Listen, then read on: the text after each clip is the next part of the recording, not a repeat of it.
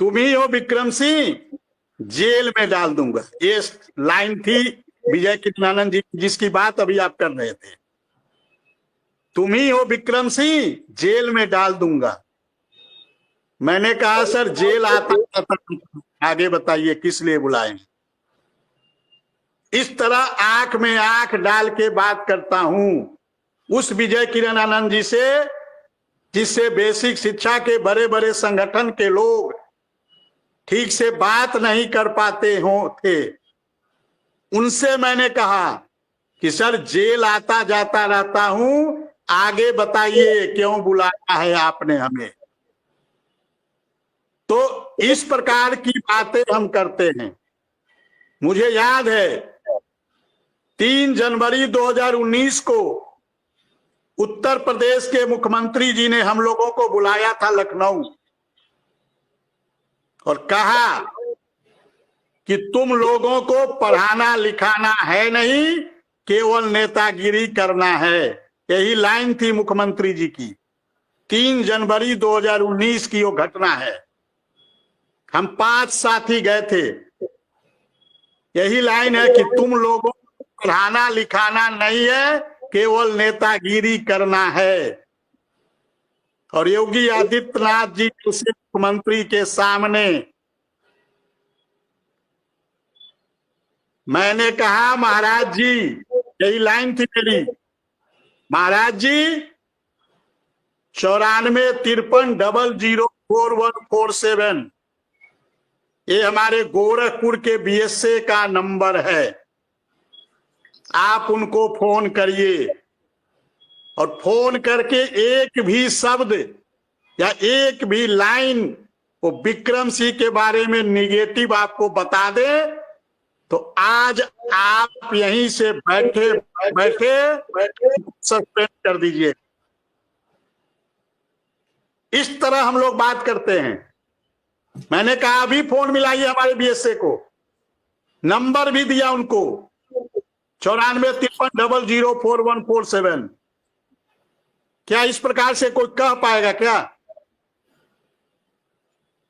कोई मुख्यमंत्री जी के सामने ये बातें ठीक है, अच्छी हैं। आप ईमानदारी से पढ़ाते हो, ईमानदारी से लोगों के बीच जाते हो।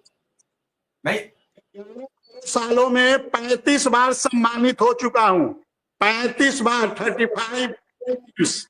देखिए कितने शील्ड रखे हैं। नहीं, मैं समझ रहा हूं, मैं सब समझ रहा हूं, न मुझे जरूरत है। मैं ये जानना चाहता हूं कि विक्रम सिंह अगली तैयारी क्या बना रहे हो, अब क्या करोगे? क्योंकि बजट आ रहा है, बजट सत्र आ रहा है, सरकार दबाव में आ गई है। सरकार आज कुंभ के हादसे के बाद बड़ी परेशान है।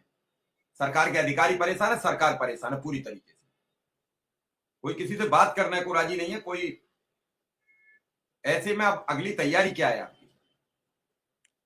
कल मैं फोन करूंगा सर अपर मुख्य सचिव दीपक कुमार सर के पास और मिलने के लिए समय मांगूंगा।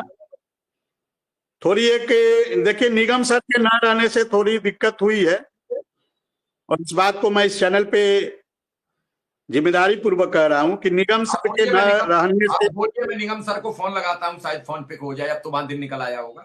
आप बात करिए, अगली तैयारी क्या है? तो कल बात करूंगा, कल दीपक कुमार सर के यहाँ फोन लगाऊंगा, बात करूंगा और मिलने के लिए समय मांगूंगा। समय मिलेगा फिर बात करूंगा। जैसे ही समय मिलेगा अपनी फिर पैरवी लेकर वहां पहुंचूंगा और उनसे कहूंगा जो चीजें सुंदरम सर ने सहमति दी थी उसके शासनादेश जारी होने थे, जैसे 14 CL है, ऑटो रिन्यूअल है, महिलाओं के अंतर जनपदीय ट्रांसफर है, 100 बच्चों पे ट्रांसफर पे उन्होंने कहा था कि हम आगे से जो भी ट्रांसफर करेंगे उसमें उन सारे विद्यालयों को खोल देंगे जहां 100 से ज्यादा बच्चे हैं, चाहे वो नए हो चाहे पुराने हो। इस पे सहमति बनी थी। 100 बच्चों के नाम पे किसी को नहीं निकाला जाएगा, इस पे सहमति बनी थी। आयुष्मान EPF पे सहमति बनी थी।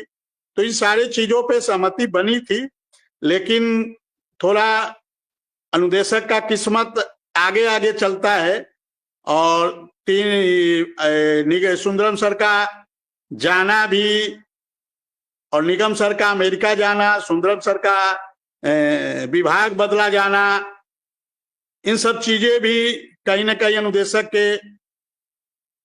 के किस्मत के साथ खेला किया है। लेकिन प्रयास में कोई कमी नहीं है और फिर से है सर, और जल्द ही हम लोग रिजल्ट देंगे, और जब तक रिजल्ट देंगे नहीं तब तक हम लोग चैन से बैठने वाले नहीं हैं। चाहे इसके लिए जो भी मेहनत करना पड़े वो करेंगे जी। कह रहे हैं और अभी आ रहे हैं शुक्ला जी, अभी आ रहे हैं शुक्ला जी, कुछ फोन ऑन आ गए होंगे तो फिर शुक्ला जी का डिस्कनेक्ट हो गया था। अभी कह रहे हैं आ रहे हैं 2 मिनट में आएंगे तो बात करेंगे। मेरा उद्देश्य ये नहीं, मेरी उद्देश्य और बातचीत का लहजा ये था, क्या गरीबों की कोई पुकार सुनता है? क्या कोर्ट, क्या सरकार, क्या अधिकारी?